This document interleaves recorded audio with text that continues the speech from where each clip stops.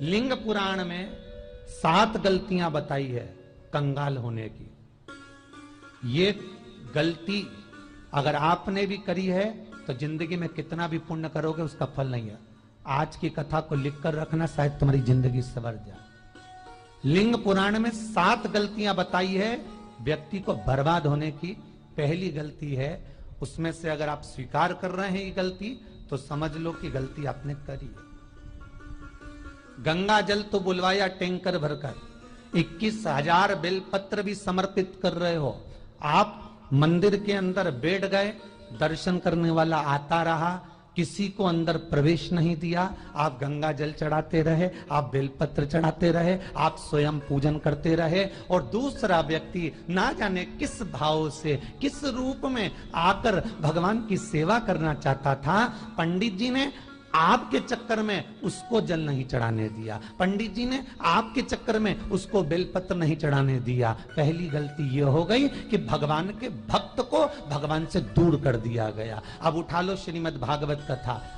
2 देवताओं ने गलती करी थी। एक ब्रह्मा जी ने गलती करी थी कि गाय बछड़ों का हरण कर लिया था। 1 वर्ष होने में 1 दिन था तब ब्रह्मा जी ने गाय बछड़े वापस दिए थे। दूसरी गलती इंद्र ने करी थी, जल वृष्टि करी तब भगवान कृष्ण को गोवर्धन पर्वत उठाना पड़ा। दोनों देवताओं ने गलती करी, पर भगवान कृष्ण ने इंद्र को क्षमा कर दिया पर ब्रह्मा को क्षमा नहीं करा। क्यों नहीं करा? क्योंकि इंद्र को क्षमा इसलिए करा क्योंकि इंद्र ने जब जलवृष्टि करी तो सारे ब्रजवासियों को भगवान के चरणों में लाकर छोड़ दिया। सारे ब्रजवासी गोवर्धन पर्वत के नीचे आकर बैठ गए, भगवान के चरणों में आ गए। और ब्रह्मा ने जो गलती करी वो ऐसी गलती करी कि भगवान से गाय और बछड़ों को दूर कर दिया। जो भगवान से भगत को दूर कर दे उसको शंकर कभी क्षमा नहीं कर सकता। इसलिए बर्बादी का पहला कारण आप भक्त और भगवान में दूरी बना दी।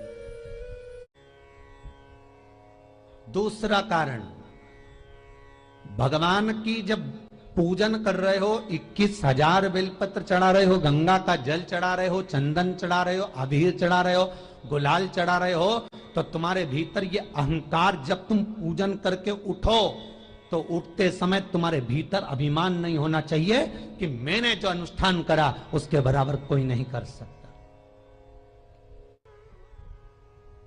तीसरा कारण कहा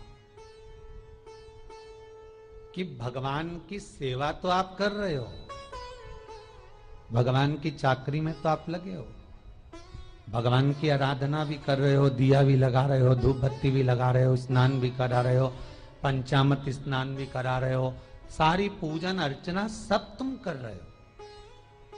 पर हो सकता है इस पूजन अर्चना में आप केवल 3 घंटा पूजन करते हो और बाकी के समय किसी न किसी की जीवात्मा को दुख पहुंचा रहे हो। एक कथा में एक बात कही थी कि भले मंदिर में दिया मत लगाओ, भले मंदिर में जाकर धूप बत्ती मत जलाओ, भले मंदिर में जाकर भोग मत लगाओ, भले मंदिर में जाकर जल मत चढ़ाओ, कुछ मत करो, भले भगवान को नए कपड़े मत पहनाओ, भले तुम्हारी मर्जी पड़े भगवान को भोग मत लगाओ, पर शास्त्र कहता है कुछ मत करो, पर एक काम जरूर करना कि किसी के चेहरे पर प्रसन्नता ला देना तो मंदिर में दिया जलाने के बराबर होगा। किसी के चेहरे पर चमक ला देना, प्रसन्नता ला देना तो अगरबत्ती लगाने के बराबर होगा। किसी गरीबड़े के, किसी दुखी के चेहरे पर अगर तुमने प्रसन्नता ला दी तो वो भगवान को कपड़े पहनाने के बराबर होगा। मालूम पड़े तुम मंदिर में पूरी सब्जी बांटो, मंदिर में भोजन कराओ, मंदिर में सारा पकवान चढ़ाओ, और कोई तुम्हारे कारण अगर दुखी है तो तुम्हें वो सुख का भान नहीं हो सकता। तीसरा कारण है हमारा, वो सुख नहीं पी सकता।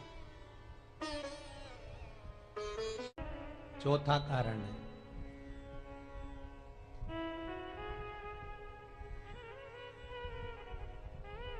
महाराज,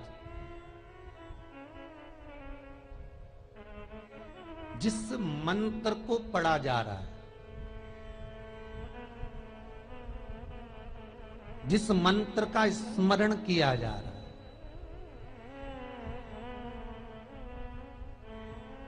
जिस भगवान की माला को हम जप रहे हैं, हम पाठ कर रहे हैं, उसमें त्रुटि। उठा लीजिए दुर्गा सप्तशती। दुर्गा सप्तशती का हिंदी अनुवाद में एक थोड़ा सा दृष्टांत दिया है, आपको मालूम होगा।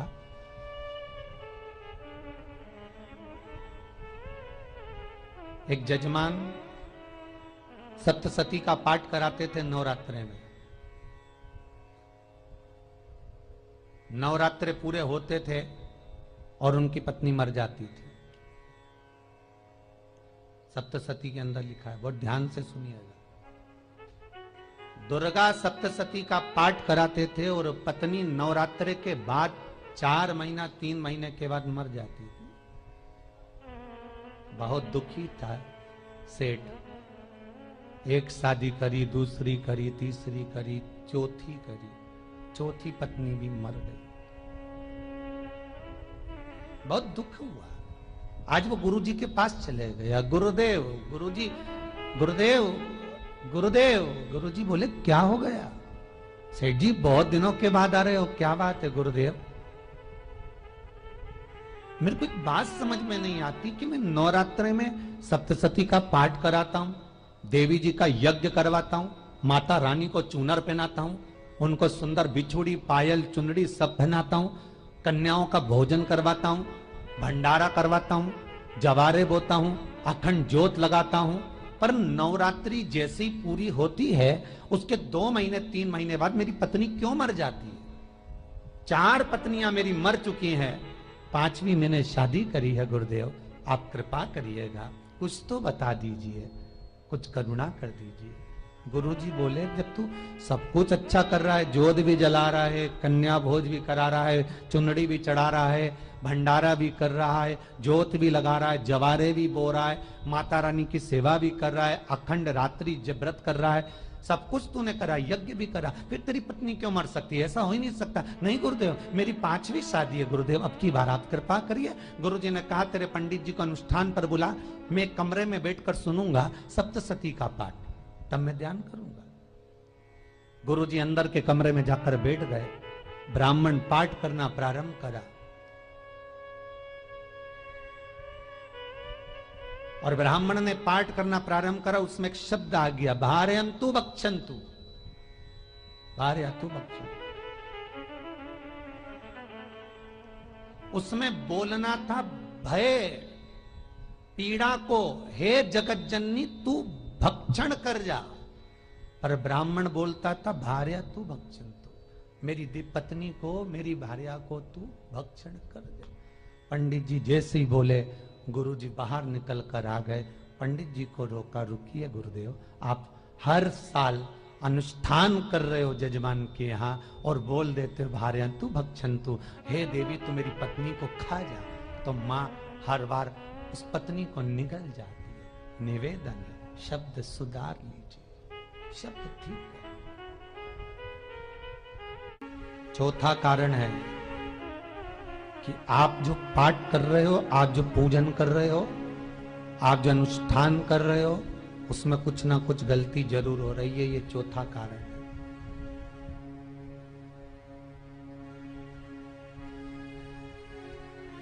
एक बार पूरे घर के लोगों को बिठाओ, अपने घर के लोगों को, मम्मी से पूछना, मम्मी तुम कौन कौन सा पाठ करती हो? एक बार मम्मी से पूछना। फिर एक बार पापा से पूछना, पापा आप कौन कौन सा पाठ करते हैं सुबह? फिर बहू से पूछना, भाभी आप कौन कौन सा पाठ करती हो?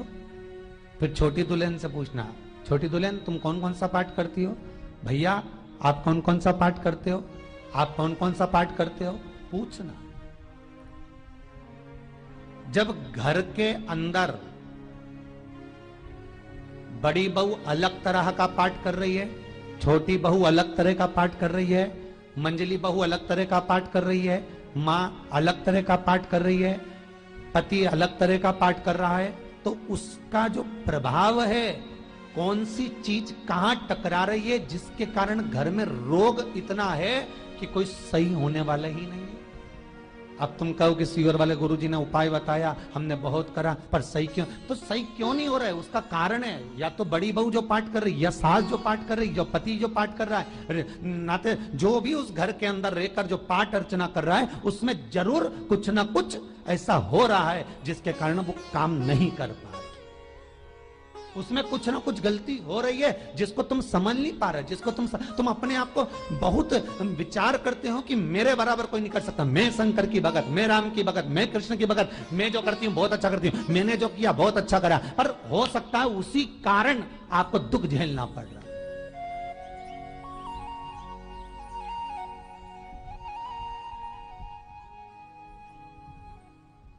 उसी के कारण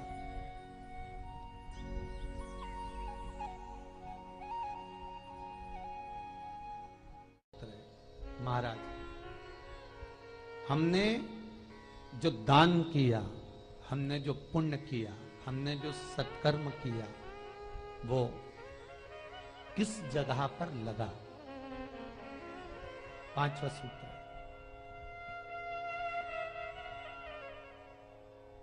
जो आप दान कर रहे हो, जो आप पुण्य कर रहे हो, सत्कर्म कर रहे हो, वो किस जगह पर लगा? ये पांचवा सूत्र। फिर निवेदन करेंगे, गाय, बेटी और लक्ष्मी 50 बार विचार करना, तब किसी को देना। बेटी किसी ऐसे को मत ब्याह देना जो जुआ खेलता हो, मदिरापान करता हो, मांसाहार करता हो, वेश्यावृत्ति करता हो। वो बेटी का सम्मान नहीं करेगा, बेटी रोएगी तो कन्यादान करने वाले को रोना पड़ेगा।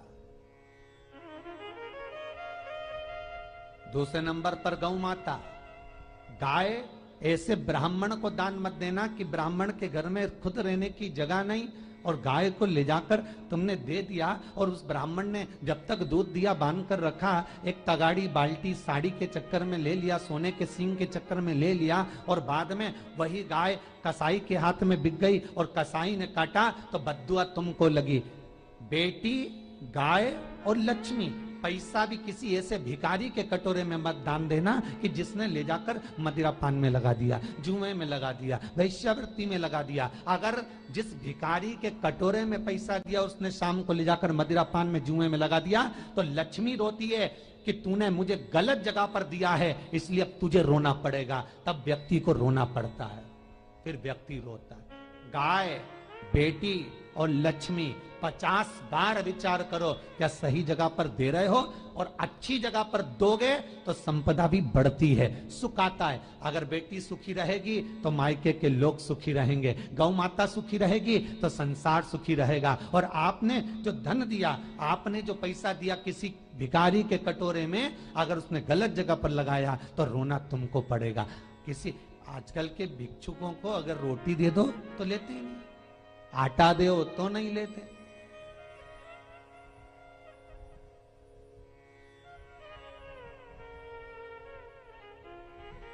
पहले के समय में जो भिक्षुक आते थे ना, तो रोटी बनी हुई मांगते थे। बूढ़ी बूढ़ी माताएं जानती होंगी, चिमटा बजाकर, घुंघरू बजाकर कहते थे भोजन, तो 2 रोटी निकाल कर दे दी जाती थी घर से। लो बाबा, तो माता इतना प्रेम रखती थी, केवल रोटी नहीं देती थी, बाबा बैठो हम सब सब्जी ला कर देते। इतना प्रेम था बुजुर्ग माताओं का, बैठो। और आज के जमाने में अगर रोटी दे दो तो फेंक दे नली में ले जाके, पैसा चाहिए। क्यों? शाम को पीने के लिए चाहिए ना, मदिरा पान के लिए, मांसाहार के लिए, जुए के लिए, वैश्यावृत्ति के लिए धन चाहिए।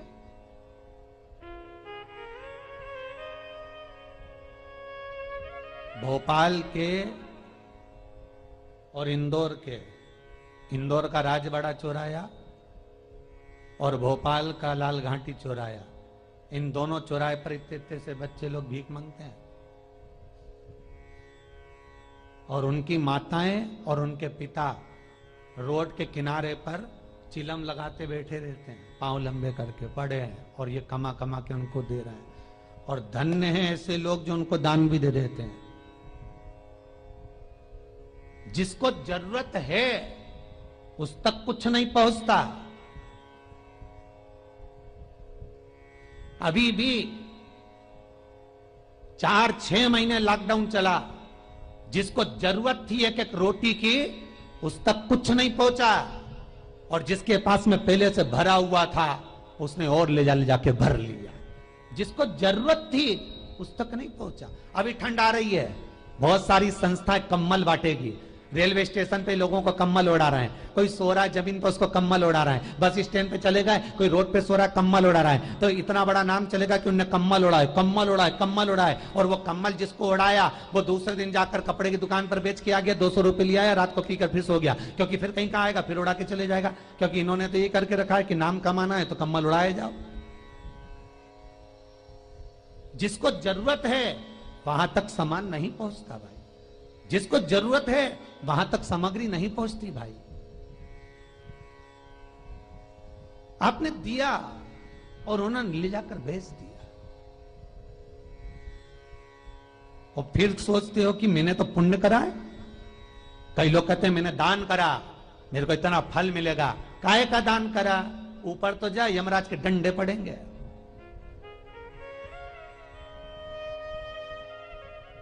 रेल में, ट्रेन में आप बैठ जाओ, रिजर्वेशन कोच में, छोटे छोटे लड़के आते हैं अपना कपड़ा उतारते हैं। सही बोलना रे भाई, जितने लोग टीवी पर कथा सुन रहे हो, छोटे छोटे बच्चे अपना कपड़ा उतारेंगे और पोछा लगाएंगे रेल की बोगी में। जब गवर्नमेंट ने स्वीपर रख रखे हैं तो तुम्हें अंदर आने का किसने कहा? कौन ने कहा कि तुम अपना कपड़ा उतार के पोछा लगाओ?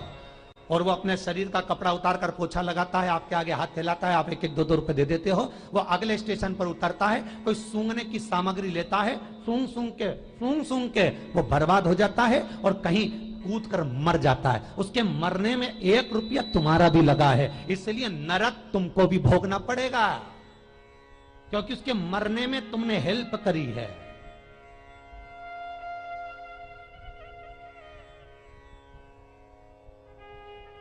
तुमने तो रुपया दिया था भोजन करने के लिए, उसने कोई सूंघने की सामग्री ले ली और सूंघ सूंघ के नशे में मर गया। उसके मरने में 2 रुपए तुम्हारे हैं, 1 रुपए तुम्हारा है, तो भोगना तो तुमको भी पड़ेगा ना।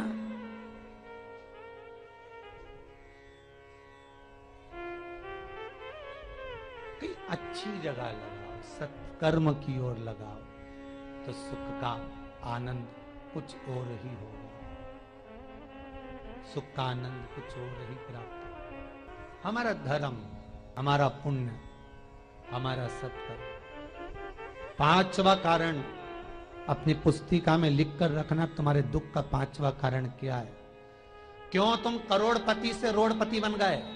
तुम्हारे यहां पर 4-4, 5-5 गाड़ी थी, खूब वैभव था, खूब धन था, फैक्ट्रियां चल रही थी, सत्ताएं चल रही थी, खूब सत्ताएं थी, खूब वैभव था, खूब धन था, पर कुछ भी नहीं, सब धरा की धरा रह गए सारा, कोई वैभव बचा ही नहीं।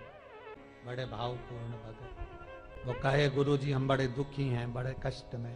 हमने कहा कष्ट का कारण कुछ ना कुछ जरूर होगा, दुख का कारण जरूर कुछ ना कुछ होता है। कहने लगे गुरुजी हमारी तो जीनिंग चलती थी, खूब फैक्ट्रियां चलती थी, इतना जीनिंग फैक्ट्रियां थी, इतना चलता था,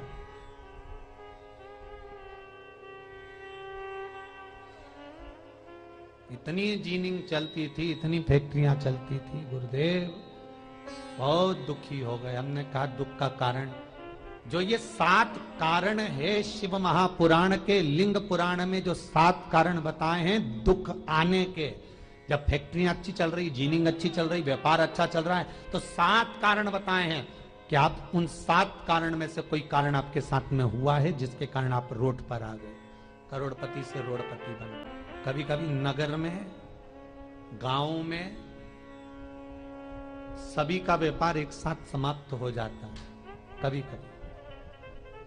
कभी गांव में, नगर में सबका व्यापार एक साथ समाप्त हो जाता है, सबका व्यापार एक साथ ही खल्लास हो जाता है, समाप्त, सभी कर्जे में हो जाते हैं। तो समझ लेना कि उस गांव के खेड़े का देव महादेव, उस गांव का खेड़ापति भगवान शंकर, उस गांव का शिव जरूर रुष्ट हुआ है, जरूर रुष्ट हुआ। उसको मनाने का प्रयास करो, जिससे अपनी नगर, अपना गांव फिर उन्नति की सीढ़ी पर चढ़ जाए। 5वां कारण मंत्र जाप को, अर्थात तुम्हारा फिर निवेदन, गाय, बेटी और लक्ष्मी 50 बार विचार करना, तब देना, नहीं तो मत दे, मत दीजिए। और महाराज भगवान शिव की कथा का छठा कारण बता, हमारे दुख का कारण छठा कारण।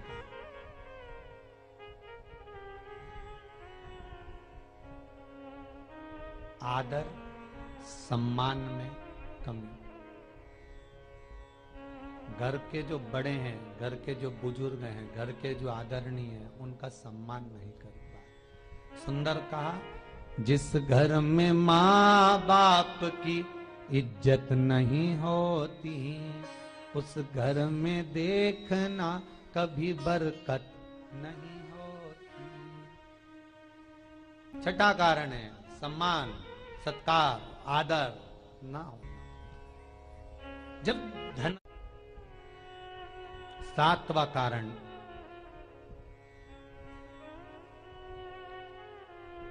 ये अंतिम कारण है। जितने लोग कर्जे में लदालू में, जितने लोग दुखी हैं, जितने लोग तकलीफ में, आज की कथा को बहुत दिल से सुनना, अपनी गलती को जरूर छांटना। मुझे विश्वास है मेरा भोलेनाथ, आप अगर गलती को स्वीकार कर लोगे तो शंकर वापिस आपको करोड़पति बना देगा, लखपति बना देगा। शंकर आपके भंडार फिर भर देगा। 7 कारण में से अपनी गलती को जरूर छांटना साहब कि आपने गलती कौन सी करी, और अपनी गलती को छांट ले, यही सबसे बड़ी बात है ना। लोग सुनने के बाद भी नहीं छाटेंगे, नहीं मैंने तो कुछ करा ही नहीं, मैं तो कुछ कर ही नहीं, बस मैं ही तो है। हरी जगदम्बा वो मैं ही फंसा है बीच में।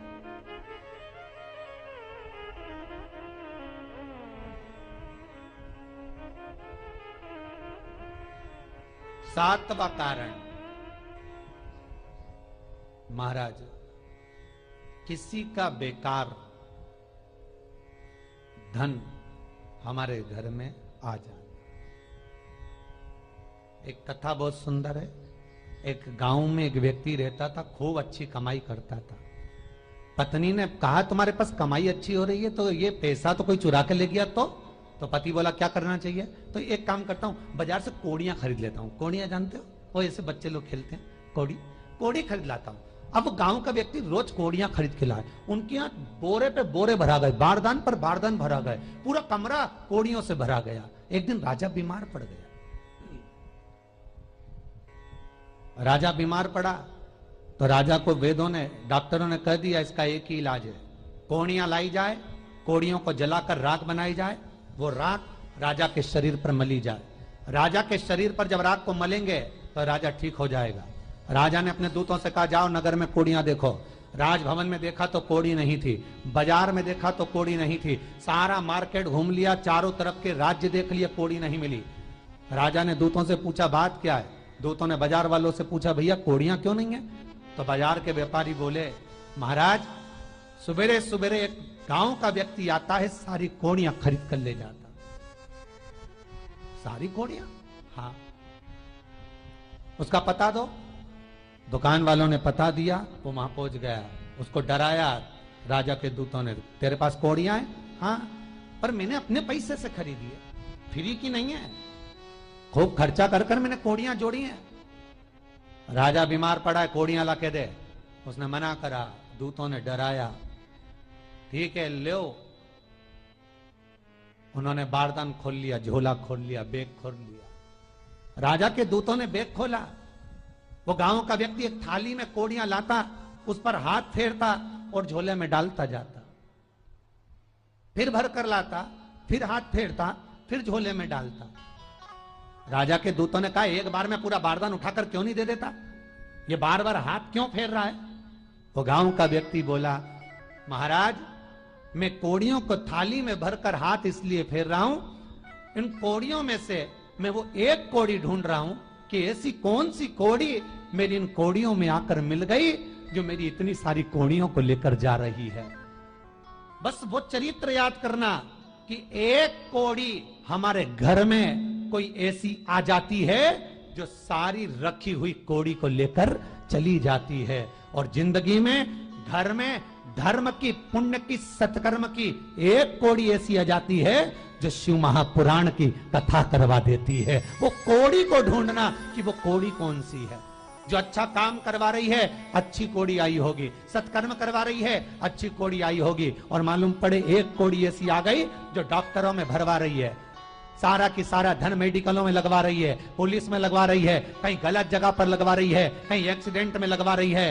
जो कोड़ी गलत जगह पर धन को लेकर जा रही है, समझ लेना कि वो कोड़ी बेकार आ गई जो सारा का सारा बर्बाद करने में लगी हुई है। उस कोड़ी को पहचानो कि वो कोड़ी कौन सी है। 7वां कारण शिव महापुराण का, लिंग पुराण का लिख कर रखना कि एक कोड़ी ढूंढना कि वो कोड़ी कौन सी घर में आ गई जो हमें बर्बाद कर कर चली गई है। तो कोड़ी को ढूंढिए, वो रुपये को ढूंढिए, वो 1 रुपया कौन सा आ गया, वो धन कौन सा आ गया जो हमें बर्बाद कर गया, कैसा आया।